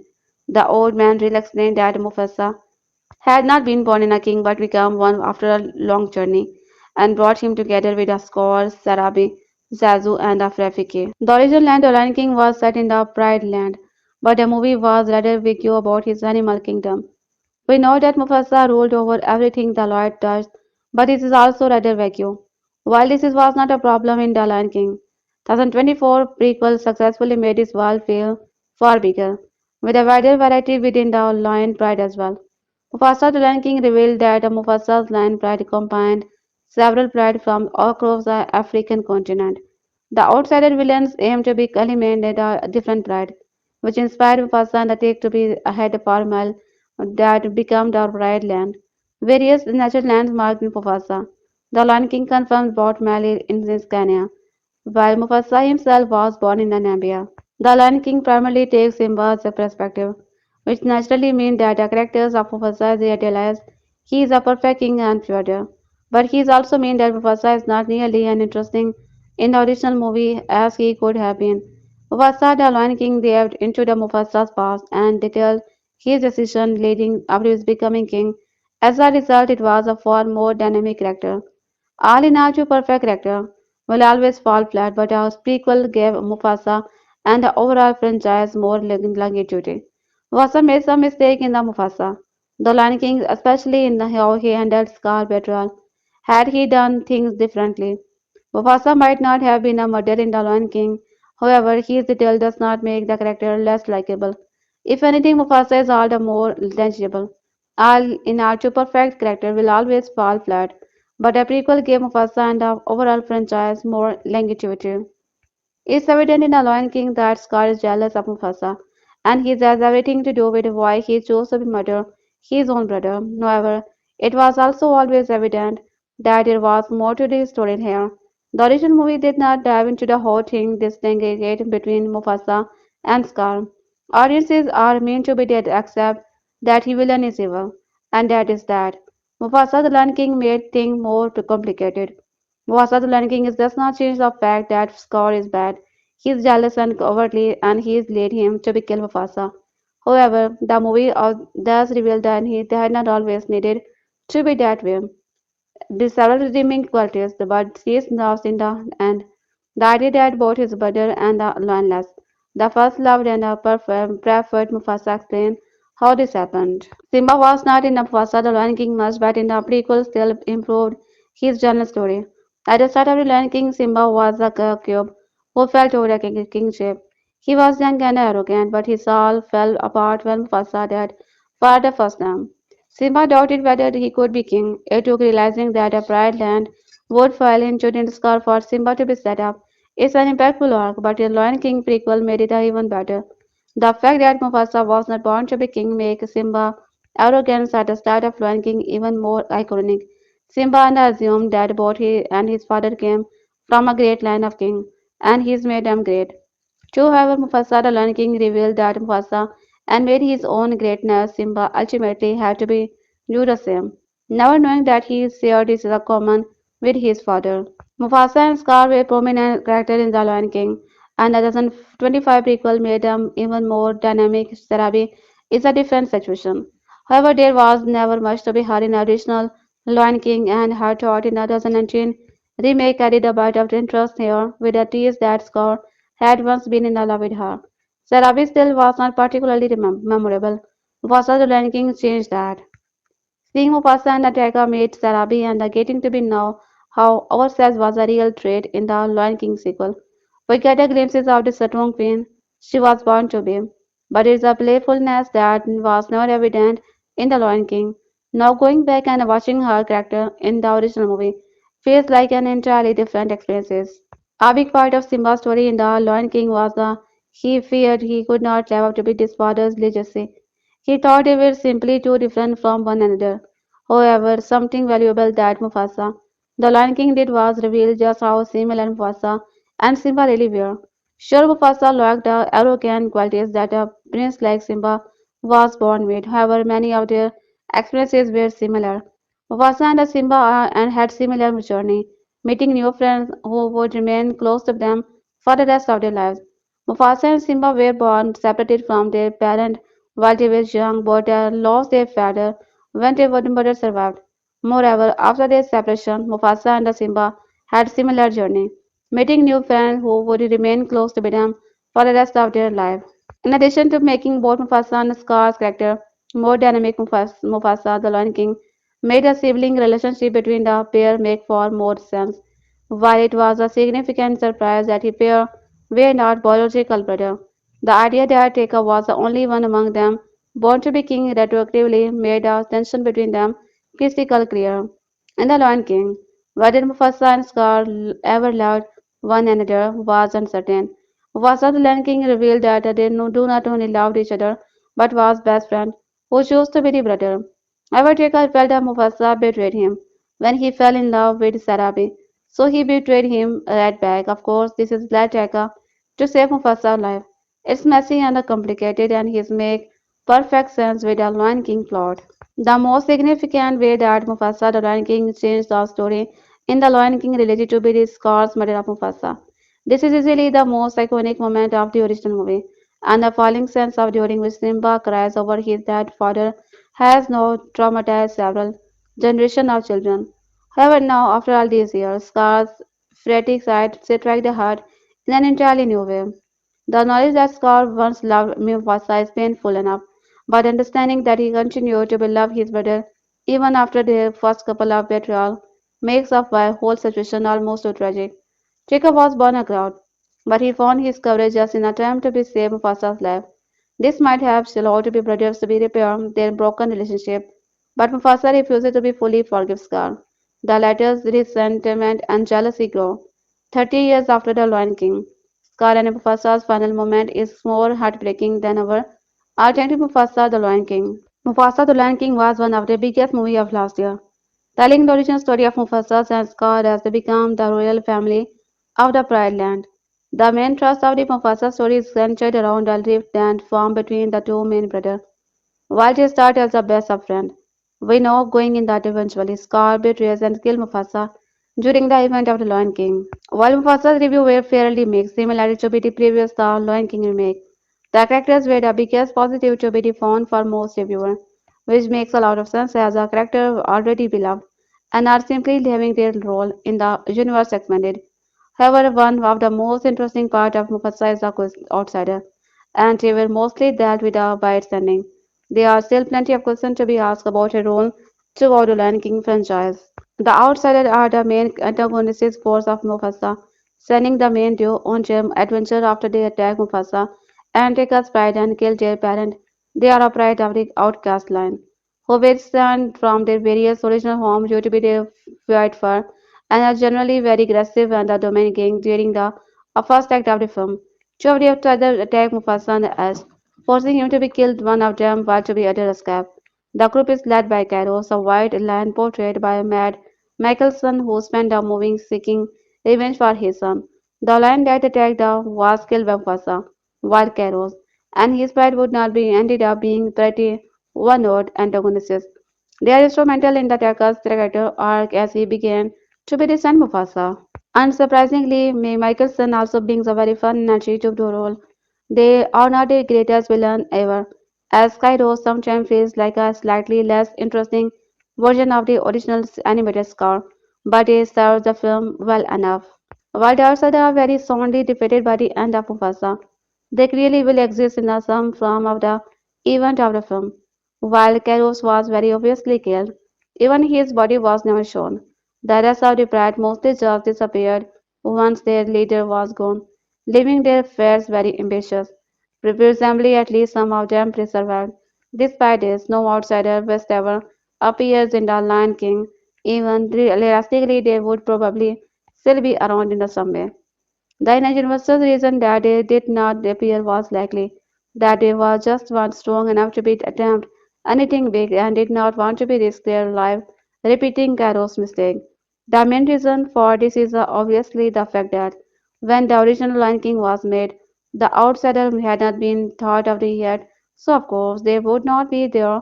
The stories are centrally focused on the main royal family of the Lion King Land, and adding in the group of the Lion would not add much to the movie and would potentially take away from the plot.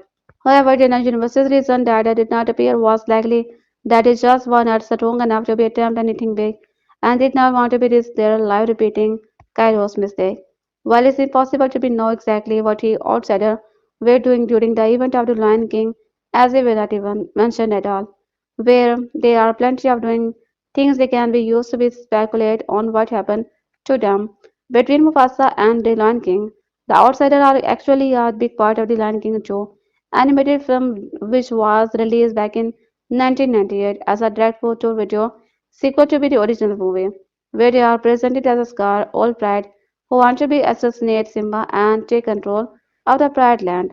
The outsiders in the Mufasa are almost certainly set up for the Lion King 2, which while not officially confirmed, is essentially guaranteed to happen considering Disney's recent film strategies. If that eventual sequel at least loosely follow the plot of the original animated prequel, then the outsiders are likely just watching and waiting in the outland, as they are much weaker without Kairos. Simba's daughter Kiara will likely take on a bigger role after the events of the Mufasa the Lion King, which will undoubtedly involve the outsider once again. When Mufasa the Lion King came out in 2024, it surprised everyone with a great story and a solid addition to the franchise. Thanks to be one big reason, Mufasa was a sequel to the 2019 live-action remake of The Lion King, which was itself a massive success at the box office. However, Mufasa did something more by achieving critical acclaim as well. Mufasa tells the story of how a young Mufasa grew up in his kingdom and had to be faced a cruel Bride of White Land. However, this was not just as origin story of how Mufasa became king. He also fought alongside his brother Taka, and movie served as the origin story of Scar. This has helped achieve great success. Mufasa the Lion King made a $723 million at the box office on a $200 million budget. However, I had better reviews from the audiences and critics and remains a well despite its recently Disney live action movie. Disney has been working on making a live action remake of its classic animated film for a year, and now other studios are following suit. Sometimes these remakes are successful, such as with the Jungle Book, however, other times they might make a lot of money, but there is nothing special about them as was the case with The Lion King. That is because the story has already been told before, and there is nothing new. Even The Lion are not live action. They are still city animation but done in a more realistic style. The only thing that made The Lion King remake live action was the online cooked realistic when they were created using virtual reality tool. This means the story really need to be carried to make it different from the original film. Movies like The Lion King mostly they do the same story with different animation, and that was not enough. The movie still made $1.6 million, so Disney considered it successful. Mufasa the Lion King showed that a new animation could still look amazingly. Mufasa the Lion King showed that the new animation could still look amazing, but it added a new story, something fans had never seen before. It made $722 million, which was less than the previous movie, but its slightly behind critical rating was due to debating something new, fresh, and better. It is rare for any live-action remake to be watched the original animated movie. The Lion King remake had a 52% Rotten Tomato score compared to the original movie's 93%. Beauty and the Beast, which featured a live-action cast, received a 71% RT score, which while the original animated film holds a 95% score. Of course, this is all began with the overwhelming success of the 2010 live-action Alice in the Wonderland remake. That movie, directed by the Tim Burton, received terrible review, but it made a $1.025 million at the box office and told Disney this is was fans wanted to be seen in the future. However, not everything worked out as well. Even when the remake does everything right, such as the 2025 release of Lilo and Stitch, it still falls short of expectation. Lilo and Stitch is currently the highest grossing movie of 2025 with a Rotten Tomato score of 71% among critics and a very high 93% among fans. The original film had an 86% RT score, but ironically a low 78% rating from fans.